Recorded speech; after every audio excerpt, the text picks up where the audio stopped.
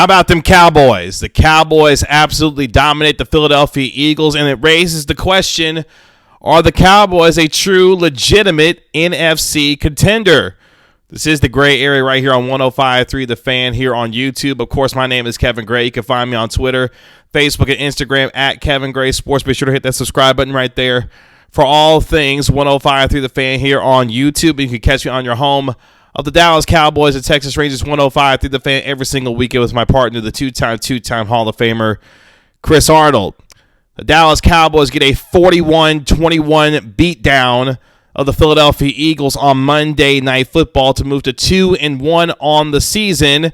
The start of 3 consecutive home games where they take on the Eagles, the Panthers, and then welcome in the New York Football Giants. The Dallas Cowboys got a terrific night from one Rain Dakota Prescott going 21 of 26 for 238 yards, 3 touchdowns, a near 81% completion percentage, and I had a QB rating of 143.3, and yes, no interceptions.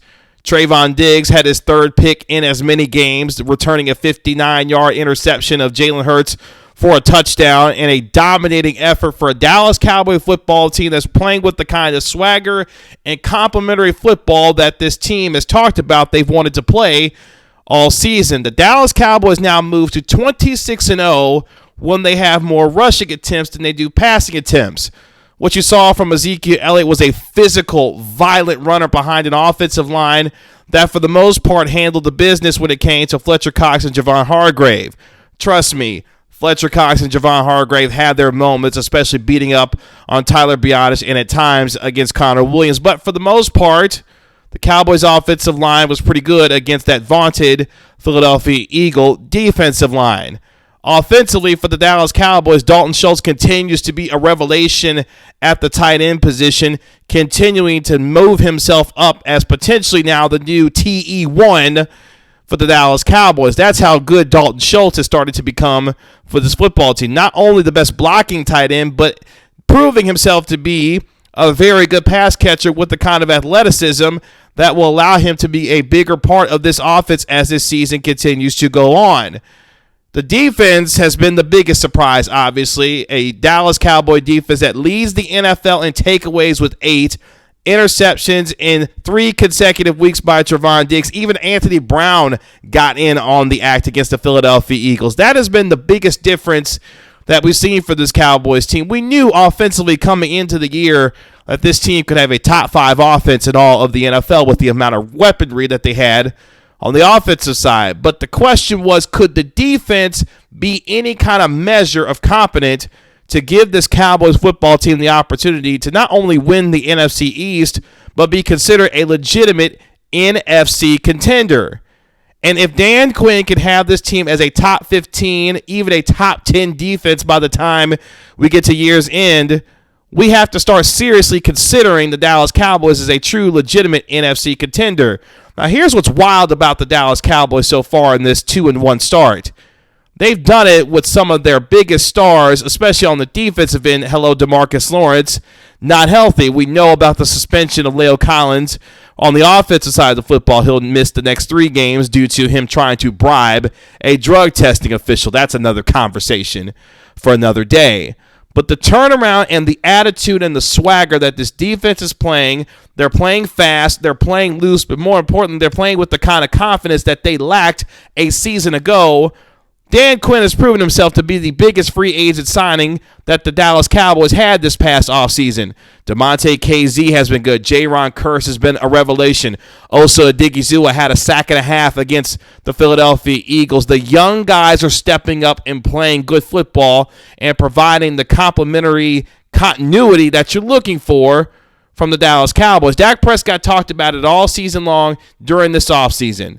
What the Cowboys had to do was to give themselves chances to score points with their defense, turning teams over to be able to put points on the board. And that's exactly what the Dallas Cowboys did against the Philadelphia Eagles. And it's fun to watch because now you start to get images in your mind that this Cowboys team is for real. I know takeaways and turnovers come in bunches, but the way that the Cowboys have built upon what they started last year, taking the way the football and have continued that into this year, it's a good sign that this isn't something that they just got lucky and started doing.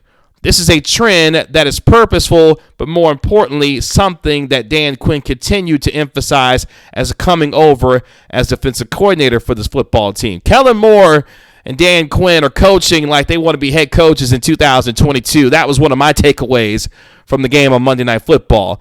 The variety and the way that Dan Quinn is using Micah Parsons, the way that he has been able to coach these young players to be able to be contributors right away on this defense, and then conversely on the offensive side, the creativity of a Kellen Moore, aside from Mike McCarthy's terrible clock management that continues to be a problem.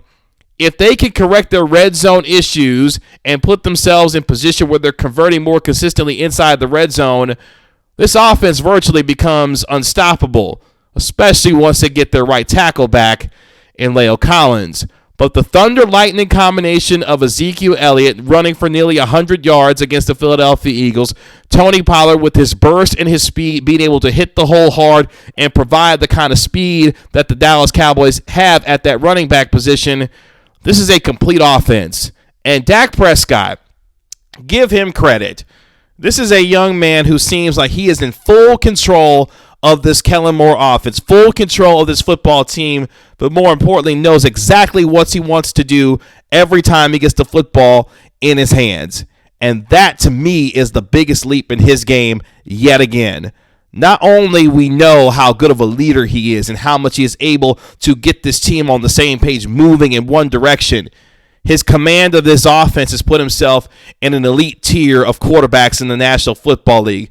People say, show me the money when it comes to these big-time contracts. Dak Prescott is not only showing you the money, but he's showing you the reason why he's getting paid that $160 million contract.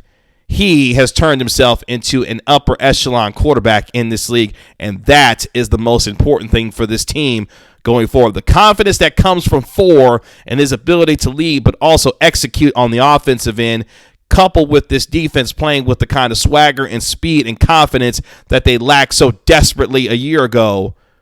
The Cowboys are for real. We will see over these next couple of home games against the Panthers, who are injury-riddled with no Christian McCaffrey, no J.C. Horn, and against a New York Giant football team that is struggling on all sides right now for Joe Judge and Jason Garrett. This Cowboys team should be 4-1 by the time they end this 3-game homestand. If that's the case, they could find themselves being in the driver's seat for the NFC East, but more importantly, we have to start talking about them as a real contender in the NFC, because this defense right now isn't a mirage. Micah Parsons is the leader in the clubhouse when it comes to Defensive Rookie of the Year, and yes, Dak Prescott has put himself firmly at the top of NFL's Comeback Player of the Year, and in the MVP discussion through 2 weeks, Matthew Stafford, for me right now, is the MVP of the National Football League, if you were to ask me today. But that doesn't mean Dak Prescott can't find himself getting to the very top of that list. That is how good 4 has been. And as Mike McCarthy can get his clock management skills together, this team won't be held back from being able to make a deep playoff run. That is where we stand after 3 games. I know it's just 3 games. Haven't even reached the quote-unquote quarter pole yet of the season. But things are trending in the right direction. You're getting contributions from Trevon Diggs, Osa Odigizua, Jaron Kearse. All these young guys are playing really good football. And that, if you're a Cowboys fan, should give you a lot of confidence that this train is moving in the right direction. On a night when Jimmy Johnson, Cliff Harris, and Drew Pearson got their Hall of Fame rings, they did the Cowboys a Hall of Fame performance in the beatdown of their hated rival, the Philadelphia Eagles, and sent Nick Sirianni and the Eagles back home to Philadelphia. You can find me on Twitter, Facebook, and Instagram at Kevin Gray Sports. Be sure to hit that subscribe button right there for all things 105.3 The Fan here on YouTube. It's been another episode of The Gray Area. I'll talk to you later. Peace.